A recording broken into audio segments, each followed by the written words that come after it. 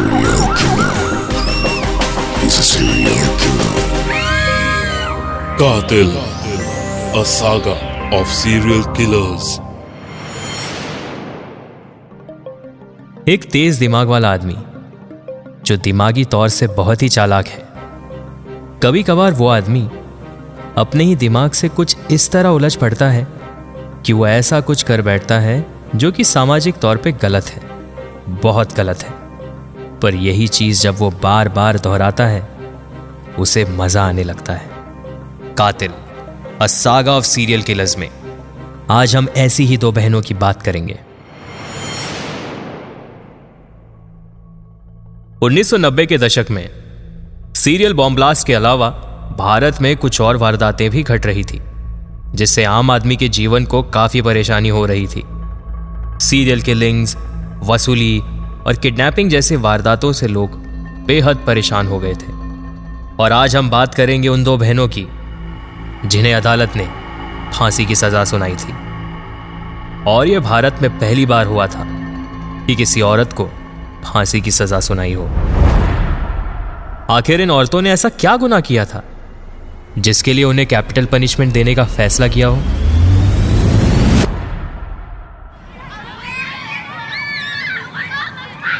$1990 का दशक ये वो दौर था जहां इंटरनेट और मोबाइल फोन्स थे पर उन्हें हर कोई एफर्ट नहीं कर सकता था और बच्चे आउटडोर गेम्स खेलना ज्यादा पसंद किया करते थे। फिर चाहे वो क्रिकेट, फुटबॉल, पकड़ा पकड़ी, छुपन छुपाई, चोर पुलिस या फिर कोई और खेल, बच्चे ये सारे खेल ग्रुप्स में खेला करते थे। तभी अचानक से बच्चों के गायब होने की खबर आग की तरह फैलने लगी। लेकिन किसे पता था कि बच्चों का यूं बाहर खेलना उनके लिए जानलेवा साबित होगा।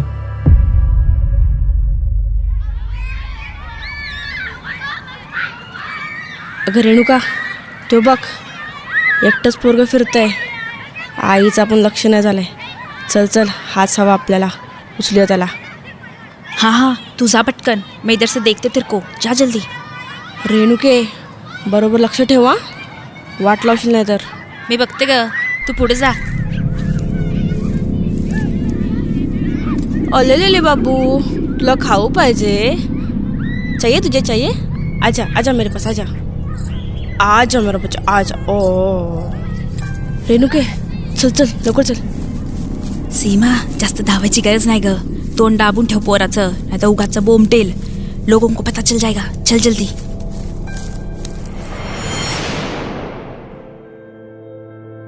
जो बच्चे गायब हुआ करते उनकी उम्र 2 से 5 साल के बीच की थी. पुलिस प्रशासन भी इन सारी वारदातों से काफी परेशान हो चुकी थी. वो ये समझ नहीं पा रहे थे कि बच्चे आखिर कहाँ गायब हो रहे हैं. इन्हें गायब करने की वजह आखिर क्या हो सकती है. कोई उन्हें क्यों गायब कर रहा है.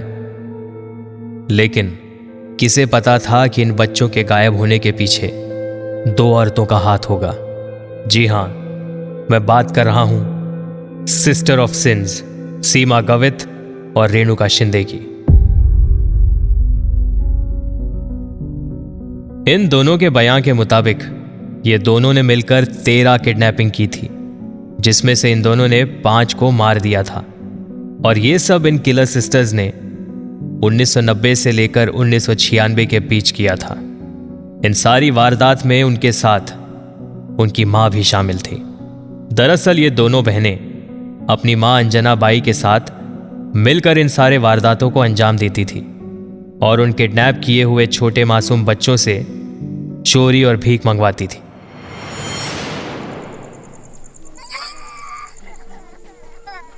ए, उधर सिंगल पे बैठ के भीख मांगने का, समझा क्या?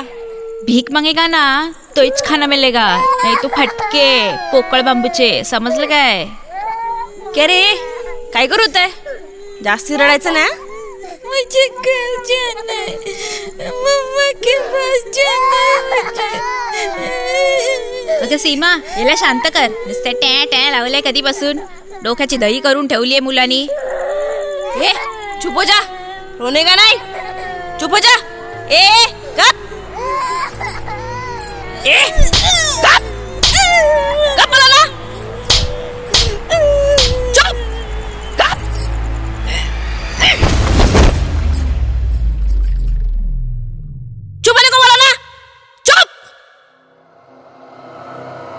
अगर वेड़ी मार दिया ना उसको, हाँ चल जा कहीं डाल के आ जा उसको कहीं पे। अक्ल नहीं है ना तुम लोग में।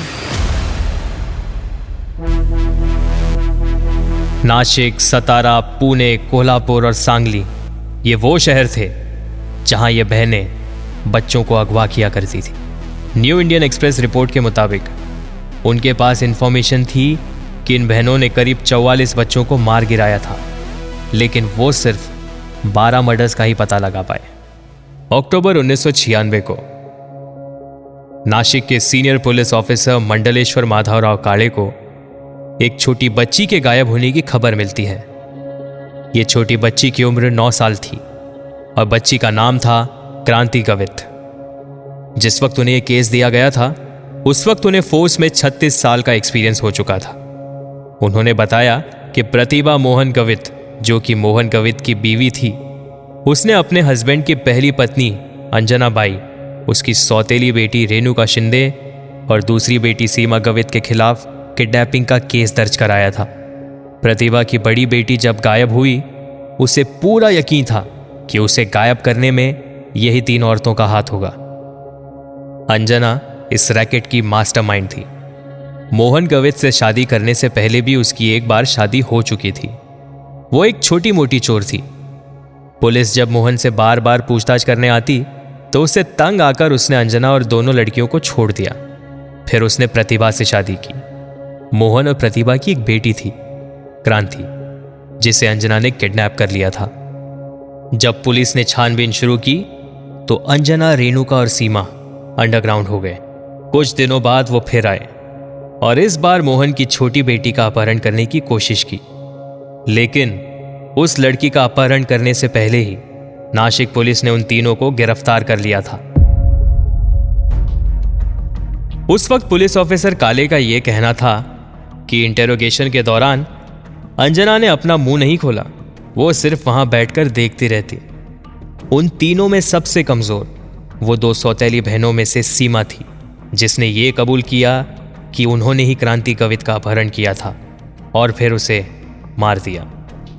हालांकि उसका कहना था कि उसने ये अपराध अपनी मां के कहने पर किया। एक स्पेशल इन्वेस्टिगेशन की टीम उनके नासिक के घर पर गई, जहां उन्होंने कई और किडनैपिंग का खुलासा किया। उन्हें बच्चों के फेंके हुए कपड़े मिले। एक और सबूत जो उन्होंने बरामद किया वो रेणुका के बच्चों की बर्थडे पार्टी की तस्वीरें थी, जिसमें गैर स्थानीय बच्चे भी मौजूद थे। जांच के दौरान पुलिस ने पाया कि 1990 में रेणुका की पहली शादी से बेटा सुधीर उसके साथ पुणे के चतुर्श्रृंगी मंदिर में था, जहां वो भक्तों की जेब काटने की और छोटी मोटी चोरी किया करती। जब वो किसी की जेब काटने की कोशिश कर रही थी तो उस व्यक्ति ने उसे पकड़ लिया।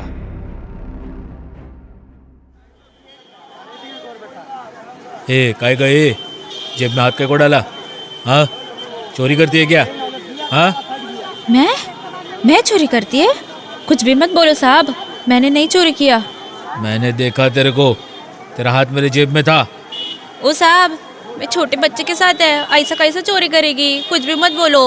वो तो अभी पुलिस बताएगी, मैं बुलाता है पुलिस को, रुक अभी। अरे भाई जाने दो ना, गलती से हाथ वाथ लग गया होगा बेचारी का। आला मोटा चोरी करती है मणे, भले भाई पे इल्जाम लगाता है सबके सामने, देखो ना। भाई एक औरत बच्चे के साथ में है, शायद आपको गलतफहमी हुई है। अपने सूझबूझ का इस्तेमाल करते हुए उसने अपनी बेगुनाही साबित करने के लिए उस बच्चे सुधीर का इस्तेमाल किया। उसने तर्क दिया कि एक महिला जो एक छोटे बच्चे के साथ है वो कैसे अपराध कर सकती है। भीड़ ने भी उस पर विश्वास कर लिया और उसे जाने दिया। और इसी घटना ने उन तीनों को एक विचार दिया कि पकड़े जाने पर बचने के लिए एक बच्चे को हमेशा अपने साथ रखें।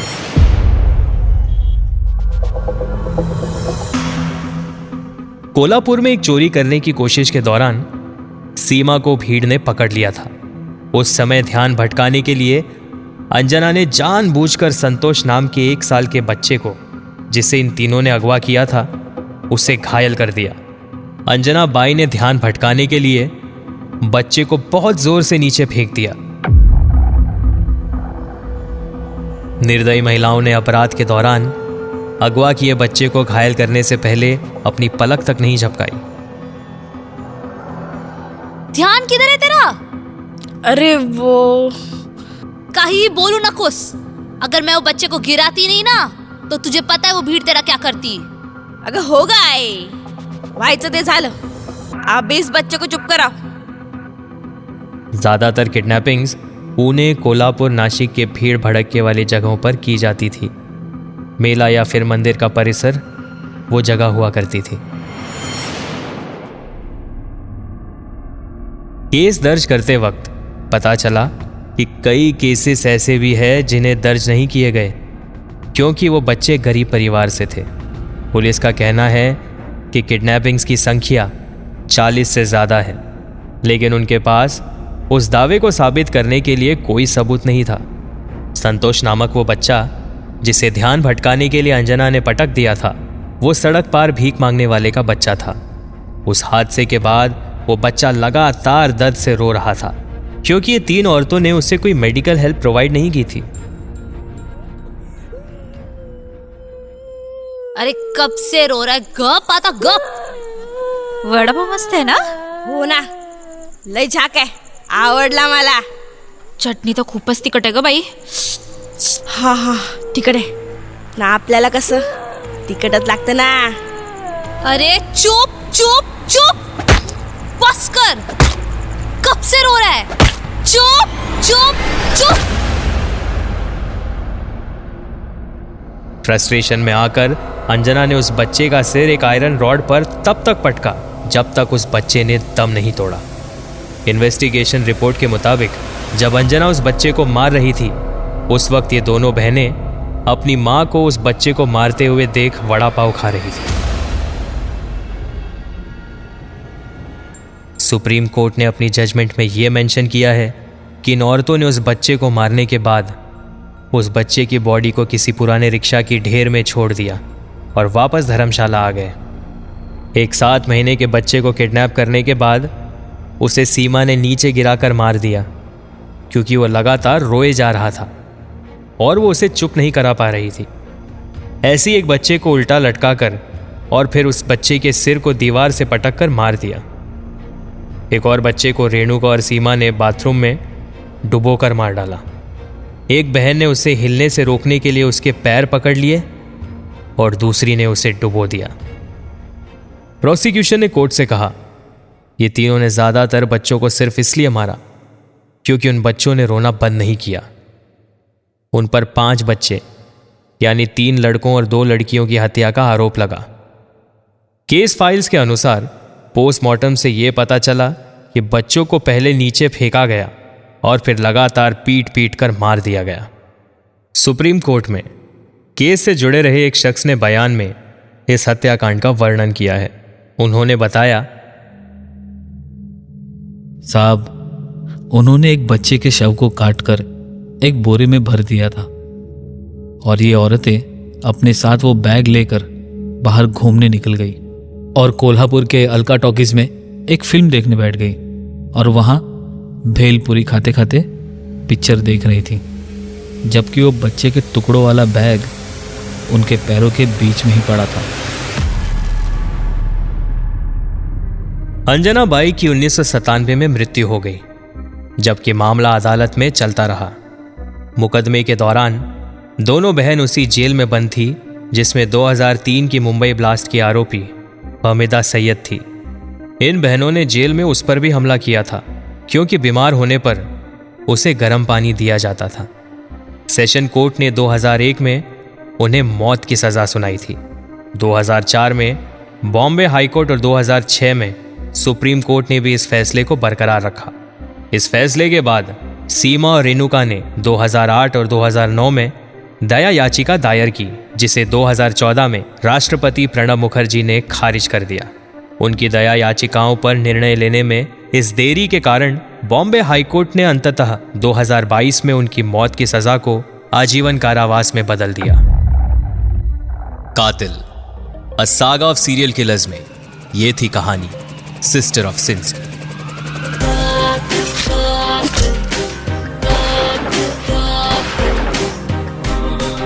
He's a serial killer. Qatil, a saga of serial killers.